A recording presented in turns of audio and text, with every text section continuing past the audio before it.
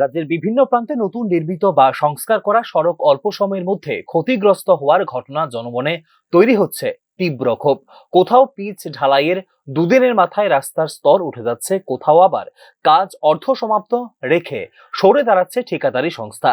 ফলে যোগাযোগ ব্যবস্থা ব্যাহত হওয়ার পাশাপাশি দুর্ঘটনা ঝুঁকিও পরিবহন ব্যয় বাড়ছে। দুটি প্রকৌশল বিশেষজ্ঞদের মতে সড়কের স্থায়িত্ব নির্ভর করে কেবল বিটুমিনের স্তরের উপর নয়, বরং সাবগ্রেড প্রস্তুতি, সাব বেস ও বেস কোর্সের গুণমান, সঠিক কম্পেকশন এবং কার্যকর ড্রেনেজ ব্যবস্থার উপর। অনেক ক্ষেত্রে দেখা যাচ্ছে নির্ধারিত গ্রেডের বিটুমিন ব্যবহার না করা, প্রয়োজনীয় কম্পেকশন ছাড়া দ্রুত কাজ শেষ করা, বৃষ্টির জল নিষ্কাশনের ব্যবস্থা উপেক্ষা করা, কাজের সময়সূচি মানতে গিয়ে মান নিয়ন্ত্রণে শৈথিল্য। ফলে রাস্তার উপরিভাগ দ্রুত আলগা হয়ে যাচ্ছে এবং তৈরি হচ্ছে গর্ত। আজকে ফিস টান দিলে উইটটা জায়গা আমরার এই রাস্তা দিছে, আমরা ফিস টান দিলে উইটটা জায়গা মানে বালু দিয়া কোনো রকমভাবে কইরা যেতেছে গা। তো এটা আমরা জিগানে আমরা গ্রামবাসীরা মিলিত হইয়া যখন জিগাইছি তা এবার অফিস স্টাফেরে তো জিগানে তাইনে কইতাছে এটা বলে এসডিও নির্দেশে এরকম কাজ হইতাছে, এসডিও নির্দেশে বলে এরকমভাবে তারা কইছে কাজটা করণের লিগা। তো তারা সবাই আমরা গ্রামবাসী মিললে তাইনারে দৌড়ছি ধরনের কইতাছে তা এসডিওর নাম কি দেবাশিস স্যার, দেবাশিস দাস, কোন পিডব্লিউডি বিশ্রামগঞ্জের। তো তাইনে কইতাছে তাইনের নির্দেশে বলে এরকম কাজ হইতাছে।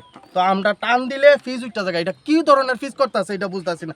আমরা দেখেন ফিজের অবস্থা দেখেন দেখেন আমরা ফিজের টান দিলে উঠতে জায়গা। আমরা একটা বাচ্চা একটা ডেলিভারির রুগীও যদি লইয়া যাইতাম যাই তাইলে ওইদিকে রাস্তা এত খারাপ আছিল যে ডেলিভারি রুগীও এই একটা পারনের মতো ক্ষমতা আসিল না। তো দীর্ঘ 20-25 বছর পরে আমরা রাস্তা আছে। তো বর্তমানে যদি আমরা রাস্তাটা এরকম অবস্থা করে দিয়া যা তারা আজকে 6 মাসও যাইতো না আমরা রাস্তা, আবার আগের চেয়ে আরো খারাপ হয়ে যাবো, ভয়াবহ হয়ে যাবো। তো আমরার পরিস্থিতিটা কি পর্যায়ে যাইয়া পৌঁছবো আপনি একটু লক্ষ্য করেন এই জিনিসটা। আমরা গ্রামবাসীরা সবাই মিলে আজ্জোর করে ইয়া করতেছি যাতে আমরা রাস্তাটা অন্তত পক্ষে, আমরা তো আর চাকরি চাই না, বাড়ি চাই না, গাড়ি চাই না, আমরা চাই শুধু রাস্তা, যাতে বর্তমানে আমরা রাস্তাটা সুন্দর করে কইরা দিয়া যায়। টেন্ডার প্রক্রিয়ায় স্বচ্ছতার অভাব এবং কাজের সময় পর্যাপ্ত নজরদারির অভাব বাড়িয়ে তুলছে এই সংকটকে। অনেক ক্ষেত্রে অভিযোগ উঠছে যে লয়েজ বিডার নির্মাণের প্রবণতায় আপোষ করা হচ্ছে গুণগত মানের সঙ্গে। এছাড়া কাজ শেষ হওয়ার পর গ্যারেন্টি পিরিয়ডে নিয়মিত পরিদর্শন না হওয়ায় দ্রুত ধরা পড়ছে না ত্রুটি। পরিকাঠামো বিশেষজ্ঞদের মতে ডিফেক্ট লাইবিলিটি পিরিয়ড কার্যকরভাবে প্রয়োগ না হলে নিশ্চিত করা যায় না দায়িত্বপ্রাপ্ত সংস্থা, দপ্তর বা ঠিকাদারের জবাবদিহিতা।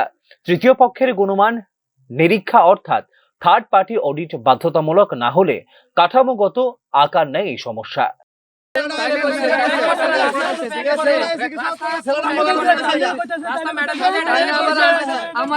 আমার কলারের মধ্যে তাইনে ধরছে, প্রুফ আছে আমার কাছে, মোবাইলের ক্যামেরা আছে, তাইনে ধরছে কেন আমি জানি না। তাইনে কইতাছে কাজ করতে না যাইবো, আমি কইছি ঠিক আছে কাজ না করলে আপনি যাইতে পারে, খারাপ হইতাছে কইছি, তাইনে আমারে কলার ধরছে।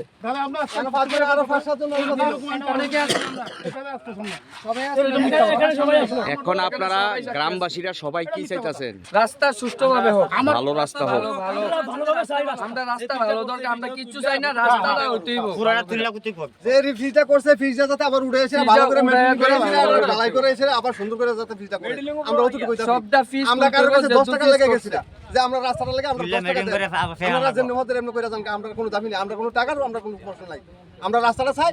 আজ 30 বছর আমরা এই দুর্নীতি বুক করতে। আচ্ছা তো কার্পেটিং 30 বছর আমরা দেখেন কার্পেটিং যে করতে এটা কোনো প্রবলেম আছে? কার্পেটিং মধ্যে হাফ ইঞ্চি দিছেন না, আমরা হাফ ইঞ্চি জায়গাটা দিছেন না, কার্পেটিং আমি তখন বাধা দিছেন না, আমার বাধাটা মানছে না তারা, মানে এরপরে কার্পেটিং করে গেছে। আমরা কিন্তু আমরা বইয়া রাস্তা প্রত্যেক দিনে তারা কই রিকোয়েস্ট করে গেছি, বাধা করে গেছি, কইছে আমরা কাজ শেষ করে লই, কাজ শেষ করলে আপনারা দেখে নেয়া কই যেদিন কাজ শেষ হবে আমরা যাই এইদিকে বিকাল বেলা দিই সব বলে সব তাহলে আমরা যদি কই ভালোভাবে আমরা যত কইছি তারা আরো এত আমরা বিকাল দেখাইছে না, কারা কি দেখাইছে প্রত্যেক দিনে তারা আমরা বাধা বিন্দু করছি, তারা আমরা কথা শুনছে না।